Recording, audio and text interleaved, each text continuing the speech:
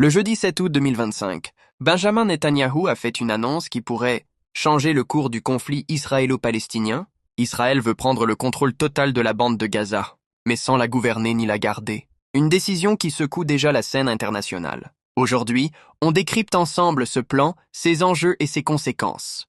Abonnez-vous dès maintenant pour ne rien manquer des prochaines analyses géopolitiques. Ton clair, posé, neutre. Lors d'une déclaration officielle, le Premier ministre israélien a confirmé son intention de déployer l'armée sur l'ensemble de Gaza. Objectif: éliminer la menace du Hamas et sécuriser la frontière sud d'Israël.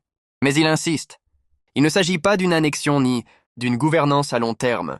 Une fois l'opération terminée, la gestion civile serait confiée à des forces arabes locales, totalement indépendantes du Hamas et de l'autorité palestinienne. Ton plus sérieux, formel. Cette annonce a immédiatement déclenché une vague de réactions.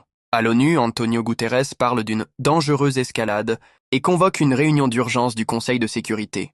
Les États-Unis, eux, soutiennent le droit d'Israël à se défendre, mais mettent en garde, sans plan politique clair.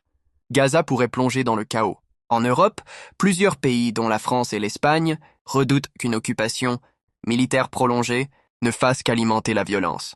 Et dans le monde arabe, l'Égypte et le Qatar dénoncent une annexion de facto, tout en appelant à un cessez-le-feu immédiat. Ton empathique, grave, sur le terrain, la situation est catastrophique. Les bombardements récents ont fait des centaines de morts et des milliers de blessés. Les ONG dénoncent un accès humanitaire limité, malgré les promesses israéliennes d'ouvrir des couloirs. Dans certaines zones, les habitants vivent sans électricité, sans eau potable, et avec des hôpitaux débordés ou détruits. Ton posé, un peu inquiet, en Israël, Netanyahou cherche à montrer qu'il garde le contrôle, mais certains responsables militaires craignent une opération longue et coûteuse. À Gaza, le Hamas promet de poursuivre la résistance armée, tandis que la population redoute une vacance du pouvoir qui plongerait le territoire dans l'anarchie.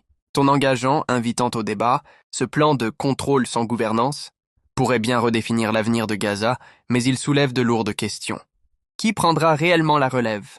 Comment éviter un nouveau cycle de violence? Et surtout, quel sera le coût humain de cette stratégie? Dites-moi en commentaire ce que vous pensez de cette décision.